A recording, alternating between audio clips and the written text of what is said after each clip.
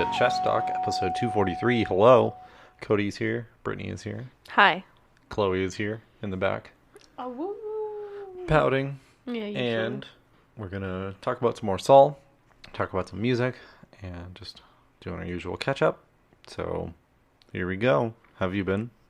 We've been stuck inside for about 2 weeks now. I was thinking about it, and since we got back and did errands and stuff, I haven't gone into a store except for groceries. I went into the grocery store on Saturday, and that's the first time I've been inside a store since the last time we went grocery shopping. Yeah. Yeah. Quarantining. It's the last time you've been inside a building that wasn't our home. Yeah, but we're doing our part, so everyone else can too. We played some board games since we last recorded. Yes. One. And even then, we played an expansion for one that we already own. Oh, I forgot about that one. And we never talked about Ticket to Ride. Oh, yeah, I forgot about Ticket to Ride. Yeah. That was fun. How could you? It's been a long 2 weeks. I know. I mean, didn't we play Ticket to Ride before Salt Lake even? I feel like. Did we? I don't remember. I don't think so. It's been a minute, but we did play it. Yeah. And you liked it. Yeah, it was fun. You won. Yeah. Yeah, because it's strategy, but also, depending on what cards you get and what cards get pulled, kind of determines the game. Yeah. So it's, a good mix of strategy but luck, which I think is the sweet spot for the games we play. Yeah. I'm playing chess against the computer. I'm probably going to fucking lose, but hey, still doing it. Just ride your wave of winning against me yesterday on the board game. That was fun, right? You won. I did. What game was that? I don't remember the name. The new one. Above and Below. Yes. I remember the name. I would hope so. Yes. So that's another new board game that I got for us. 2 to 4 players. How would you describe it? I don't know. It's different. It's different than any game we've played, which is nice. It's like resource management, recruitment of like villagers and stuff like that.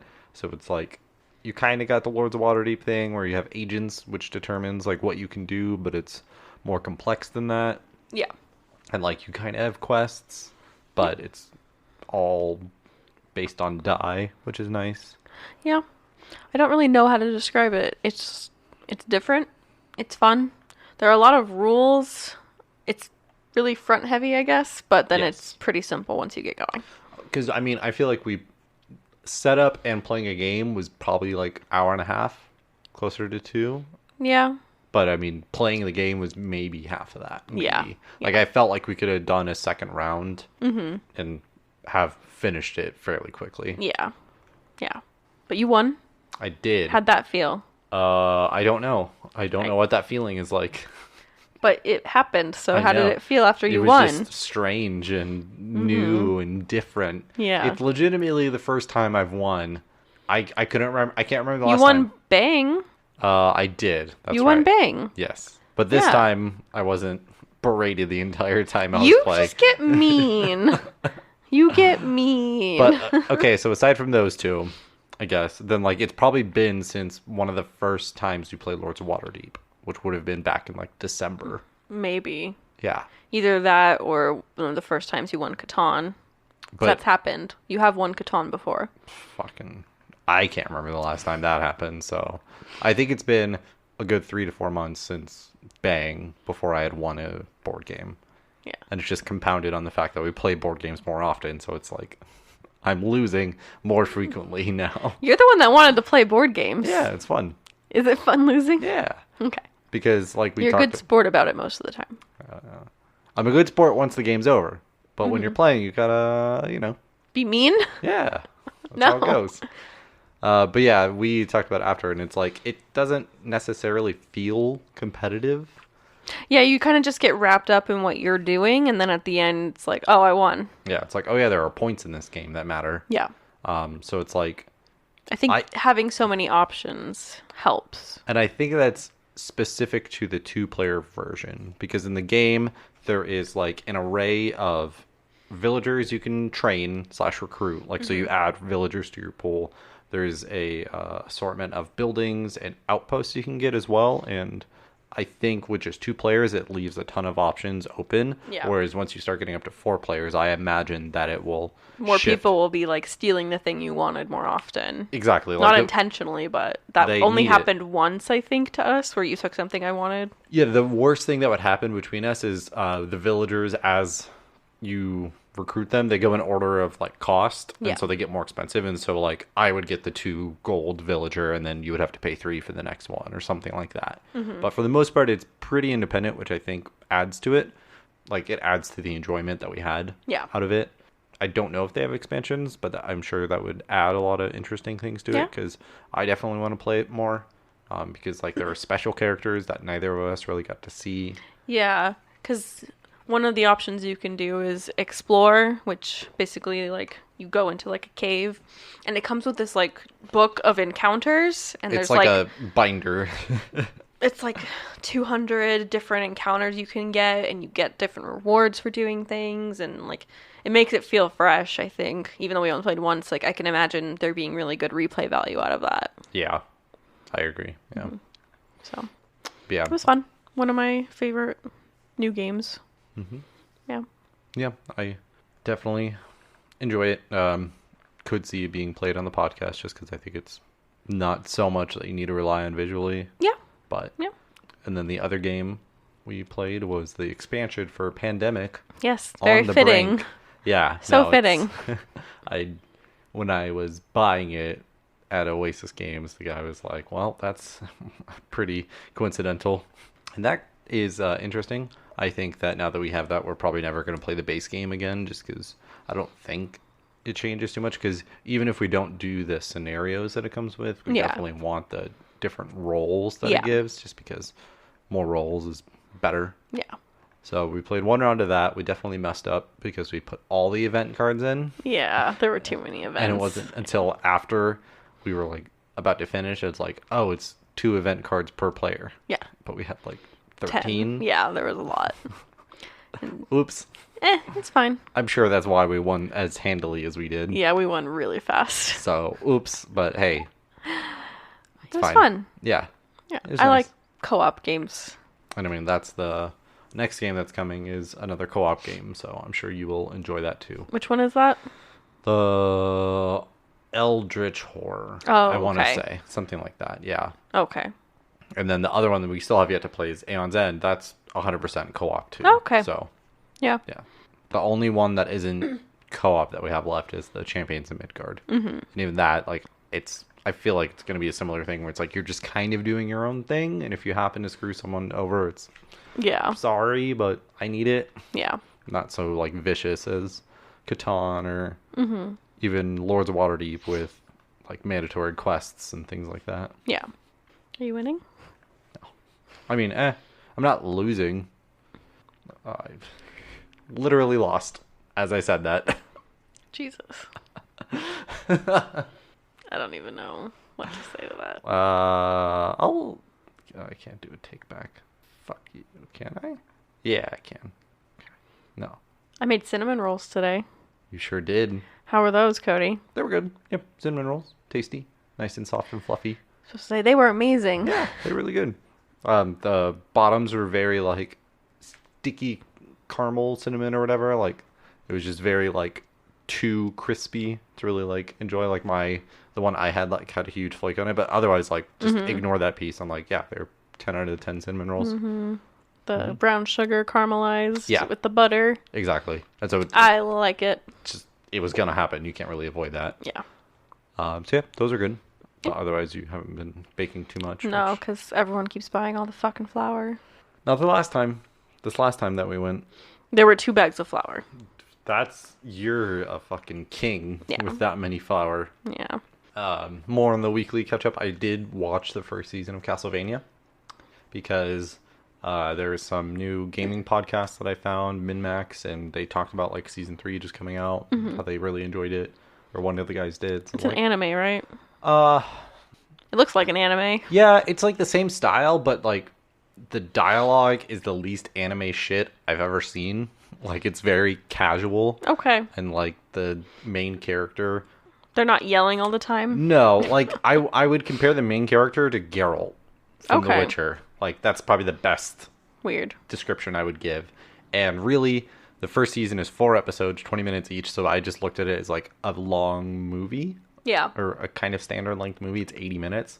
And yeah, it was interesting. It's just kind of sets up where they're going to take the show for the season 2. So I'm enjoying it, I think. It's weird because not enough has happened to where I really know if I like the show or not. I do enjoy the style of the show because it is different. The couple action scenes they have are pretty gruesome, which I think is different. Okay. Like, they have demons crawling around this town and stuff, and like they disembowel people and they just like cut parts off and dismember them very drastically. And I mean, I've never played a Castlevania game, so I have no idea what the like world is like, and I'm sure that's blasphemy because it is such a staple in games, and one of my all-time favorite games is a Metroidvania. Yeah. But I've never played a Metroid, I've never played a Castlevania, so I'm like, maybe I should play it. Maybe. But I don't know. I think it's interesting. I'm sure you could find some enjoyment out of it. Like I said, it's not... I wasn't sitting there just watching it dedicated. I was playing games while I was watching it, but I still was able to keep up with it, so Okay. you might be able to. I'm sure with season 2, I'll have a more solid stance on it, like I said. But interesting. If you haven't watched it on Netflix, hey. Yeah. You got free time now. Someone go watch it. Yeah. I'll probably watch Ozark this week. Yeah. The 3rd season just came out. I don't have anything to say about it yet, but I'm excited. Yeah. Just saying. Do you know how many seasons they're trying to get out of this show? No idea. Yeah. Not really looking into that. Yeah. Just watching it. Yeah, just want to enjoy it until it stops being enjoyable. Is Ruth still in it? Yes. Okay. Ramen head ass. She is a... What did she win? She won Emmys, I think. Did she win a Golden Globe? I don't think she won a Golden Globe. She definitely won an Emmy for the show. I remember that. That's good. Anything else TV-wise? Saul, but we're gonna I know, talk about besides Saul. that. I did start watching The Americans. Oh, yeah, that Yeah. was a while ago that you started that. Yeah, I pretty much when we got back from Salt Lake, I decided to start it. I don't know. It's okay. It's just nothing about it has grabbed me yet, and I'm still like a couple episodes into season 2. Yeah. But I'm still just like, it's okay. I'm just waiting because I hear nothing but great things about it and how it was like the most underrated television show while it was on air, and it deserved more recognition and things like that. But I'm just waiting for it to pull me in, me to go, oh, I do like this a lot. This is insane. I can't wait to see what happens. But as it is right now, I'm like, it's cool. It's okay. They do a lot of flashbacks, but whatever. So, I don't know. Yeah. I don't know. The concept always sounded interesting to me. I just never got around to watching it. And watching you watch it, I'm like, it's fine. Totally fine. Yeah, it doesn't seem bad. Just seems a little like whatever. Like the concept could have been executed a little better, maybe. It's just so far there isn't a big overarching plot to really like move the characters along. Like they had an interesting first couple episodes in the first season, and then like after that got resolved, it's just like, okay, what are they really doing? What's the point? What's happening? Okay. I don't know. Just meh. Yeah. I need to see more. I think we're ready to get into our topics. Yes. So music, we're going to get into that. Hopefully a little more positive than our last album discussion with Grimes. So I think I mentioned it at the end of last week. But The Weeknd put out a new album. Yes. After Hours. Yes. And I have never listened to a Weeknd album in full. I've only ever really listened to singles and the hits on the radio and things like that. But I believe it was the 3rd single he released for this one, After Hours. That was the title track. When that came out, I was like, ooh, I need to hear this. I made you listen to that song because I thought it was so good. Yes. It was cool. It was a very good song. Album came out, and it's fine. I'm looking at the track list right now. Yeah. And I mean, it just takes a minute to really kind of pick up, in my opinion. Maybe by like 3 or 4, like I'm like, oh, okay, the album's all right. But even then, like Snow Child and Escape from LA, I'm not a huge fan of those songs. That's tracks 5 and 6. And then you get Heartless, which is a single, and that is definitely the weakest single of the 3 that were released.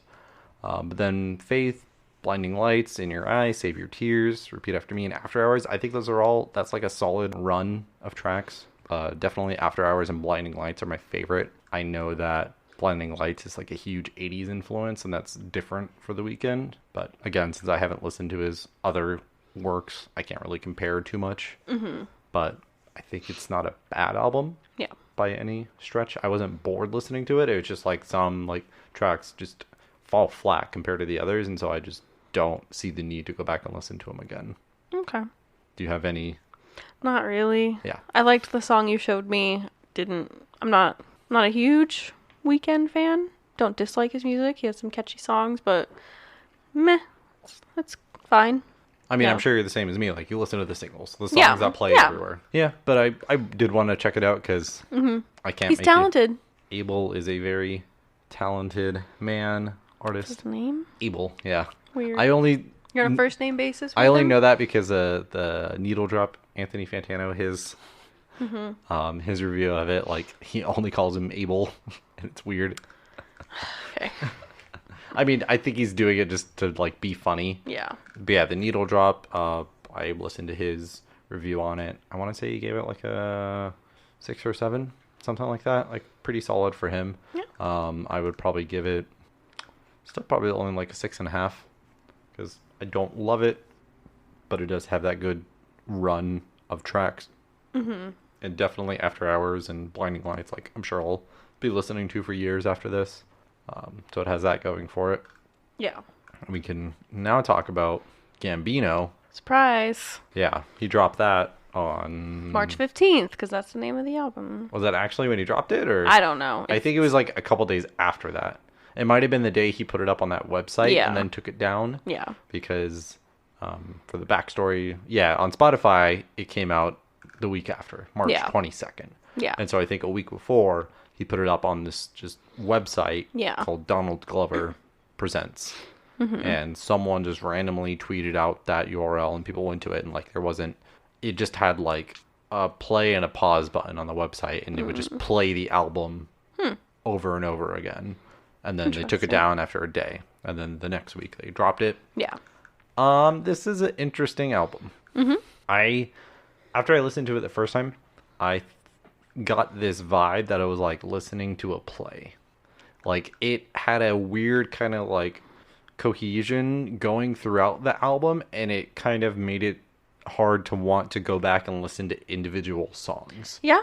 Like, they all kind of seem connected in a way to where I don't imagine myself going back and listening to bits and pieces. Mm-hmm. This is an album where it's like, I feel like once you start it, you just need to run it through its course and let it play out. Okay. I would mostly agree with you, but I feel like the song Time would stand out and hold its own as a single, I guess. But I know that's not the type of album he was going for, but I would say that's probably the closest one that would have a lot of individual replay value. Yeah, I mean, my favorite songs on here are Algorithm, which is the second track, like the first actual song, not just the intro. Yeah. And then 32.22. Mm-hmm. So, I mean, I can listen to those on their own, but like the rest of the album, I'm fine with just not listening to, which I was kind of let down after listening to this. I wasn't a huge fan of Awaken My Love, but I mean, I feel like I need to go back and revisit that at this point because it's been 4 years. Yeah. And my music taste has changed a decent enough to where maybe I will enjoy Awaken My Love more. Yeah. But he does some weird things on this album. Yeah. He does a lot of odd samples, odd like animal noises. There's some just like barn noises that he uses at one point. I can't recall what album it's or what song it's on. Mm-hmm. A lot of the songs run for a really long time. Like, Time itself is 6 minutes long. Yeah. Then you got a 6.5 minute song, 5 minute song, an 8 minute song, and then another 5.5 and 6 minute long song towards the end of the album too. Yeah. So when I was listening to it, I was just like, why is this song still going? I just didn't quite get what the point of how long the songs were. It seemed like he was just kind of like, it was almost like a jam session, but in a booth, in a producer's booth. Like, they were just trying out these beats and seeing like what they can do with it for how long they could. Yeah. So it is officially released as a Childish Gambino album, Yep. right? Yeah. But I thought he was retiring Childish Gambino. He's been talking about that for a while. Yeah. I do know that. And so people were kind of assuming Awaken My Love was going to be the last Childish Yeah. album. But then here we are. Yeah. So that was interesting to me because I thought he was done. I was 100% ready for him to be done, but he isn't. It's fine. There's nothing wrong with it. Yeah. Just interesting. Do you have any overarching opinions on the album as it is? I don't know if you mentioned it or if you got it from somewhere, but I feel like there was some Kanye sounding. Yeah, 3222, one of my favorite songs on it. Mm-hmm. Like, I did get this from Needle Drop Anthony Fantano. Like he said, it's like Childish is trying to do his best Kanye Yeezus era impression on this song, where it's just a lot of like over the top auto tune and this like crazy just like drum hitting you and these weird like synths going off. It's just like it's a very hectic and chaotic song and probably like the highlight of this entire album, my favorite song on the album.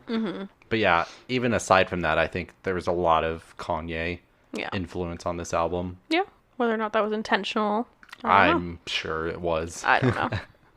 I feel like it's hard to be in this hip hop kind of rap scene and not have some sort of influence by Kanye. I just think everyone wants to kind of detach themselves from him. I'm sure they do, but at the same time, it's like you need to separate him as a person and him as an artist. Can you? On some level, I think, yeah. Some people can. That's fine. And so I don't think that Childish is the type to like stray away from using that as an influence. Yeah. Childish. It's not even his fucking name. Childish. I just hate that you refer to him. Gambino. It's easier than saying Donald Glover, aka Childish Gambino. Just say Donald Glover then. Or just Childish Gambino. Gambino. Yeah, that's better than Childish. I'm That's just saving weird. syllables. You're not on a first name basis with him, Mr. Gambino? Mr. Childish. That's weird. I don't think he's going to hear this, so I think I'm going to be okay. I have an issue with it. That's all I'm saying. You spent more time listening to this than The Weeknd. Yes. Do you have a rating? Would you be able to rate it? I would need to listen to it again. Have you given any more time into Grimes? Because you never rated that either. Fuck, I don't like rating things. That's half the show. Or do you just not like rating albums? I don't like rating albums. Okay. I was like, you rate TV and movies Well, all yeah, the but time. I feel like I have a good foundation with those. But like with music, it's so subjective to me. I think film and TV are as well, but music more so. Music feels a lot more personal sometimes. So I don't like rating it. I just like listening. If I like it, I like it. If I don't, then okay, that's fine. Not for me. I'll rate it. Yeah, that's fine. You asked me. I didn't fucking know. I'd probably give this a 5. Okay. It's fine. Better than Grimes, but I'm let down by this album.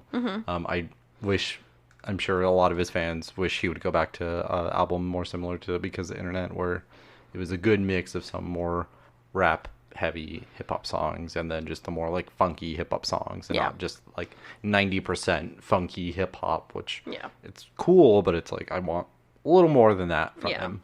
You want those want bars. I want sweatpants. Yeah. I want a new sweatpants song to come out. That's what I want. What if he doesn't want to make sweatpants again? He clearly doesn't, and that's fine, and I will continue to be disappointed by it. And that's where we're at with that. Okay. You hear that, Childish? I'm coming for you. Hate I'm gonna go on fucking Metacritic or wherever the fuck people rate albums, and I'm gonna give you that big ol' 5 out of 10. Pitchfork? Do people care about Pitchfork still? I think we're good with music. Yeah. I know that you were listening to Joy Wave. Yes. They did. Was that a drop, or have they had singles and stuff leading up to the album at least? One of the songs sounded familiar, so I'm sure it was a single. Okay. I just listened to it while I was working the other day. Yes. Let me see. I don't think it was like a surprise. I think I just don't keep up. How dare you? Yeah, it was released on March 13th. I don't see any singles. Okay, Blast Off and... Like a Kennedy, Obsession, Blank Slate, Half Your Age. Those are not singles on... On Wikipedia, they are. Yeah, just not on Spotify. Yeah. Like, the only 2018 singles are Compromise and Blast Off. Yeah. So, that's interesting, but yeah. Yeah. But it was fine. Do you think I would enjoy this album? I don't think you would hate it, but I don't think you'd be like, oh my god, that was amazing. I think you'd be like, yeah, it was good background noise. Yeah. Like, meh. Was it comparable to like the Foles album that came out? The first Foles album? The one of two. Yes. Yeah, just fine. Yeah. So, we're still watching Better Call Saul, season 5. I did find out that this is not going to be the last season, so I think that adds some more context to the show and the pacing that it's trying to keep. So yeah, tangent, but episodes 3 and 4, that's what we're talking about this week. Don't remember the episode names except for Namaste. Yes. I can look it up. Nah, it's irrelevant. But episode 3, we saw the resolution to why Nacho picked Saul up. He got taken for Lalo and to help with Crazy 8. So cool to see that is how he's introduced into the criminal world of being a lawyer. And he's the reason that Crazy 8 becomes Hank's CI. Right, which is pretty briefly touched on in Breaking Bad. I think it's like a throwaway line. But they decided to build something out of it. Yeah, because it's a pretty important development now that one of the main storylines in this show is seeing the drug cartel and their relations, because you don't really get a inside view of it until maybe season 4. Yeah, it's and a while. even then it's still kind of limited, so you're really seeing the inner working. So it's cool to see how they would react to their dealer being a CI. And I think it is the best thing because you get Hank and Gomi back in the show. Yes. And I just think their first scene is just such a breath of fresh air. And it's not like the air for Saul was getting stale, but it's still, they just add this. Feels like catching up with old friends. Yeah. It's they just hop into this conversation about Marie and I don't know. It's just fun. So much more enjoyable because you know where they fucking end up. You're like, oh, thank God they're happy. They're happy and innocent. Hank doesn't have a limp and isn't angry and isn't obsessed with minerals yet. Oh, God. So depressing. Yeah, Hank's just a lovable asshole still, but serious about his job, and Gomi's just his little side guy.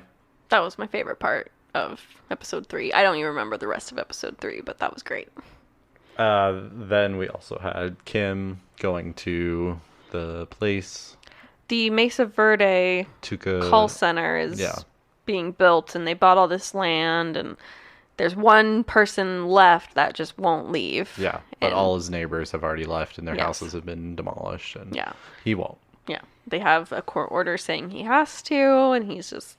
They're trying not to make it where they have to get the police involved. They want to just buy him out, but he just won't go. And we see Kim's had a rough couple of weeks, and she loses it on this old man. It's so sad. You were very upset by it. Because I don't like seeing Kim angry. Because I know she doesn't like being, mean. She doesn't want to be a mean lawyer. She just wants to be... by the book and also still doing the right thing for people. She's Atticus Finch. Right. She wants to be Atticus. Yeah. It's so sad. What does Jimmy do to her? What does he do to her? Where is she? I don't know. We don't want to find out. Yeah, but it just I think the biggest takeaway from that scene is the older man. I can't remember his name. Acker. Sounds right. Says something about how Kim, she's just one of those people that will say whatever she needs to get the thing done, and she'll say whatever she needs to get what she wants. But the more important line is oh, you probably you donate once a month, and every year on Thanksgiving you go to a soup kitchen just to make yourself feel good, and so you can sleep at night after all the other shitty things you do the rest of the year. And that really is what set her off, because she's taking all these pro bono cases because she just feels terrible about working at Mesa Verde, and it's she grew up poor and struggling, and she got put through law school, and she has to pay that money back. And she paid it back. She did? Yeah. Oh, I didn't know she paid it all. She wrote Howard a check. Oh. Yes. Probably from Mesa Verde. Huh? Probably from her Mesa Verde bills. But, she worked hard to get where she was, and it's probably just so shitty that even if you do work your ass off and really earn the position, people are going to just assume... You're just another suit. Yeah. You're just another privileged asshole that didn't have to do anything to get where they were. And I think that's really hurtful for Kim because she wants to give back because she had to work so hard. Right. They have really good dental hygiene. Yes. They brush their teeth in every episode. You have to see it. The other big story of episode 3 is Mike. However brief you see him, he does get into a kind of fight.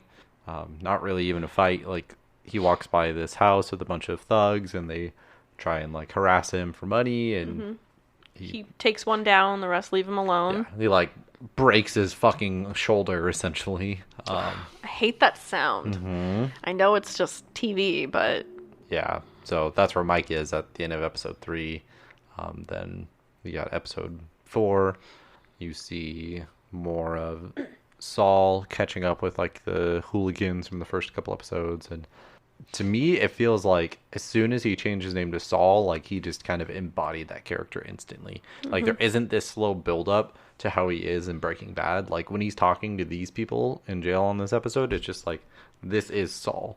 He's being blunt and to the point to his clients, but also trying to, like, make them aware of how much good he is doing for them, and, like, this is the advice they need to take whether they like it or not. Yeah. So I like seeing that, like, we've earned it, and now it's like we get Saul finally. Yeah. What? Just Kim. Move faster.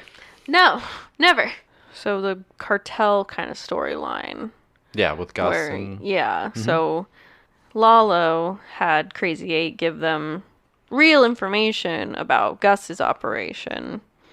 Correct. And Gus, Nacho's kind of double agent there, unwillingly. Right. Yeah. And Gus wanted them to kind of get caught. Just so that it doesn't get back to Lalo that Gus knew about them being informed on. Exactly. Because only so many people know. I would say only 4 of them know. So, like, it'd be very quick to find out who talked. Yeah. So, yeah. Gus begrudgingly, he doesn't give up his last guy, but he lets 3 other people get arrested and all the money. So, yeah. What 3 people got arrested? That's what I don't understand. I think each drop-off had a different person. Okay. That's what I imagine. Okay. Yeah. Okay. So they had 4 dead drops, and they were all staking them out at the same time. Yeah. Okay, because I was like, they only showed us 1, so I don't really know. Okay, so that makes sense. I just don't know if... I want to know the significance of the one that got away, basically. I don't know if there is any. There probably isn't really. Yeah. I'm sure that they wanted to keep one of them just to see, like, what the setup was and, like, who... if they could recognize anyone. I'm not too sure. Because if you remember Breaking Bad, like... Gus gets very involved with the DEA and making donations and things like that. So, like, I'm sure this is kind of like the start of why he makes note of them. Yeah. So. Yeah. I'm interested to see how it plays out. Yeah.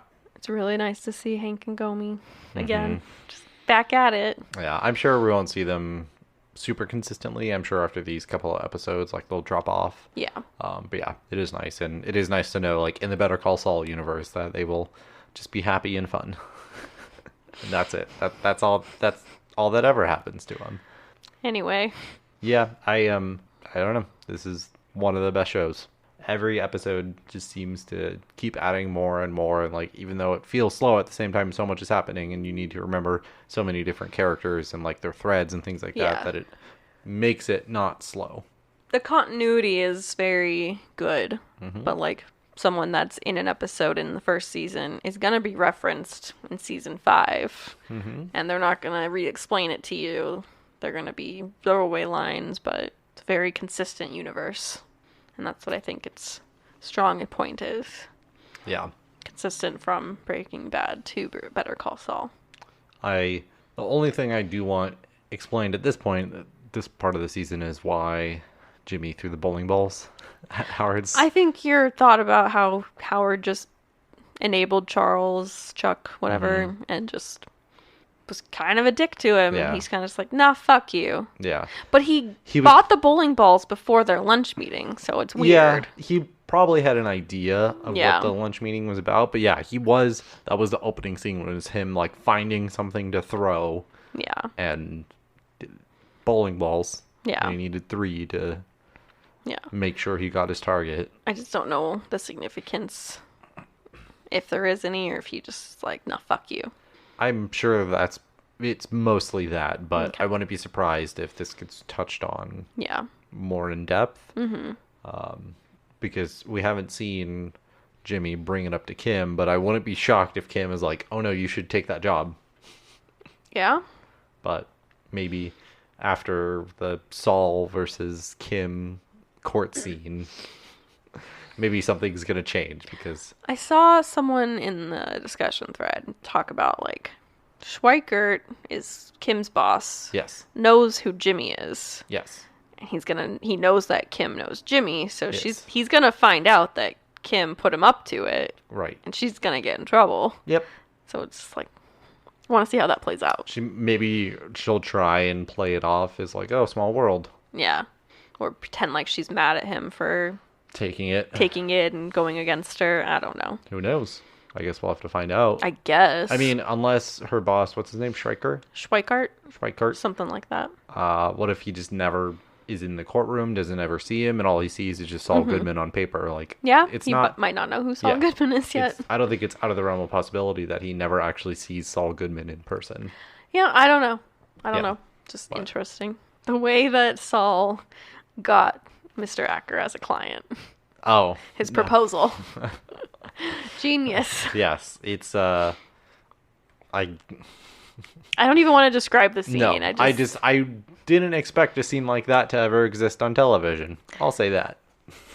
I was like really interested. He's like, just take a look at my proposal. And I was like, okay, this is going to be like a groundbreaking thing for him. And it's like, nope. You'd be amazed at what you can find on the internet. But it's like starting like a school paper with like a swear word is what happened. Yeah, it It's like, I got your attention. Yes. It's inappropriate and not relevant, but it's important. I got you. Now picture me. I'm the man. Mason Bird is a horse. I don't know if you saw anyone talking about this. Is probably the last thing I want to say about the episode. The Jimmy Saul's courtroom scene. That episode. How he switched his. Did anyone mention that in the Reddit discussion? Yes. Okay. So what happened was they were in like a trial. Jimmy was questioning like the victim of a crime. He got robbed. He got robbed. Yeah. And he kept like pointing at the defendant as, yes, that's the guy that robbed me. That happens all the time. That's the one that did it. And Jimmy just is like, are you sure?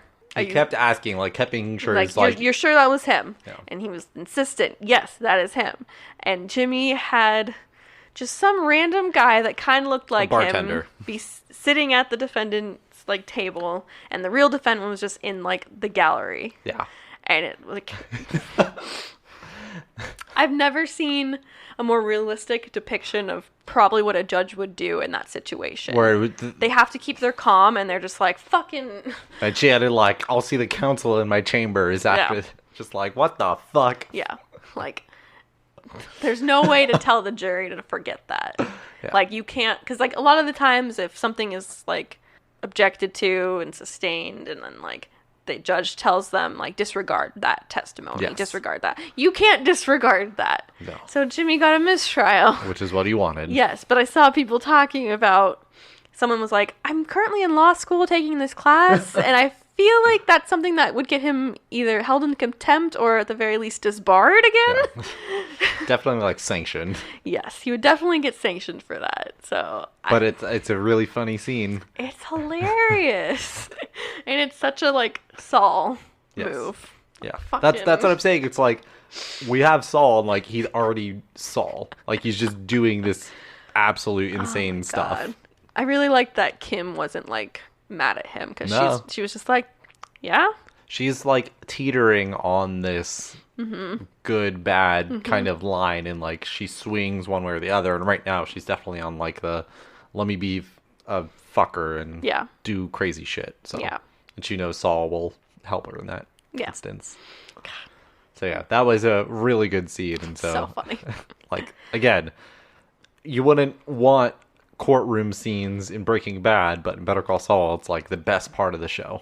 I love the courtroom scenes. Yes. I think they're hilarious. Yeah. Like the opening scene of the whole series, I think, is that courtroom scene where he's doing a really good job defending those boys, and then all the fucking... He wheels out the TV with the tape of what they're doing. Yeah, it's like, well, you can't fucking defend against that. Jesus.